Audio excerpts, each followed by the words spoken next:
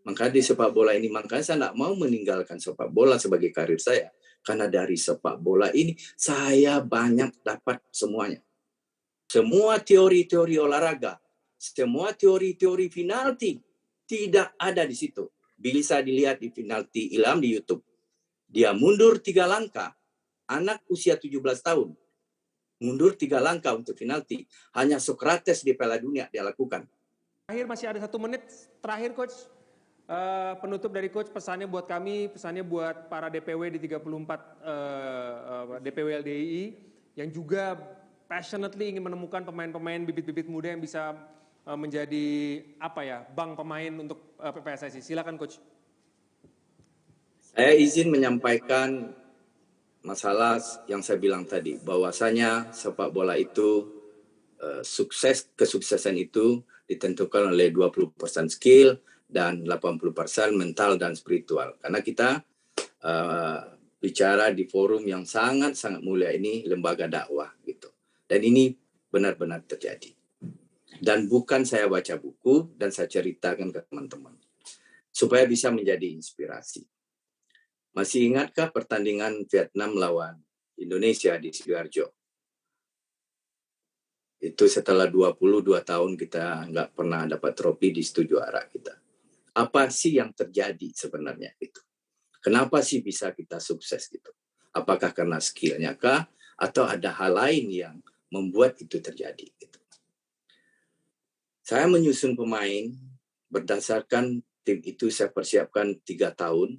Dan saya susunlah di final itu 11 pemain terbaik menurut skill saya sebagai pelatih dan asisten saya berdiskusi memilih pemain-pemain yang secara skill dia adalah pemain terbaik. Apa yang terjadi? 2 kali 45 menit, 1-1. Ini saya persingkat supaya cepat. Dan berlanjut 2 kali 15 menit. Saya ganti Muklis Hadi, saya masukkan Dimas Derajat. Itu menurut skill saya bisa untuk kita bisa menang. Tetapi apa yang terjadi? Masih draw. Terjadi penalti 5-5. Saya memilih 5 penendang pertama dan selanjutnya 6, 7, 8, 9, 10 berdasarkan latihan yang saya lakukan selama 3 tahun itu. Siapa sih penendang terbaik penalti, dan diakhiri 2 hari sebelum final saya melakukan tendang penalti di Stadion Jonggolo. Dapatlah 5 penendang pertama. Evan Dimas di latihan, setiap menendang masuk. Zulfiandi di latihan, setiap menendang masuk. Secara skill, tidak ada alasan bagi saya untuk tidak memasukkan dia ke dalam 5 penendang terbaik saya. Tapi apa yang terjadi coba? 2 penendang terbaik saya itu nggak masuk. Tetap draw, masih draw. Yang ke-6 dengan sombongnya saya menunjuk. Vietnam masuk, Indonesia masuk. Yang ke-7, saya menunjuk juga sendiri. Indonesia nggak masuk, Vietnam nggak masuk.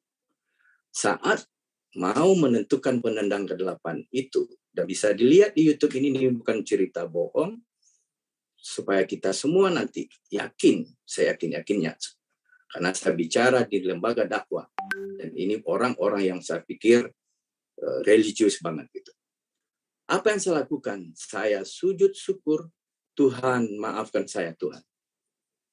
Tolong Tuhan, tentukan siapa penendang ke-8. Tentu saya tidak selambat itu berpikirnya. Ya berdoanya. Dan juga tidak pakai Rabbana atina fid dunya, enggak. Tolong Tuhan. Tidak pernah sampai sekarang. Tapi saya betul-betul menyerahkan diri kepada Allah Subhanahu wa taala. Maka di sepak bola ini, makanya saya tidak mau meninggalkan sepak bola sebagai karir saya. Karena dari sepak bola ini, saya banyak dapat semuanya. Saya belajar implementasi iman di sepak bola. Apa yang saya lakukan? Saya sujud dan saya lakukan, Tuhan tolong saya Tuhan. Saya ingin membahagiakan keluarga saya ingin membahagiakan bangsa saya Tuhan. Tolong saya Tuhan. Dan terakhir, saya minta ke Tuhan. Karena ibu saya berpesan, nak tolong berguna bagi keluarga dan bangsa. Bagi orang banyak. Saya sampaikan itu dalam hati saya kepada Allah Subhanahu wa taala. Apa jawaban Tuhan coba? Ilham Udin yang tidak pernah masuk di latihan, dia yang menunjuk untuk melakukan tendangan. Disinilah saya belajar iman. Saya belajar tentang adanya setan.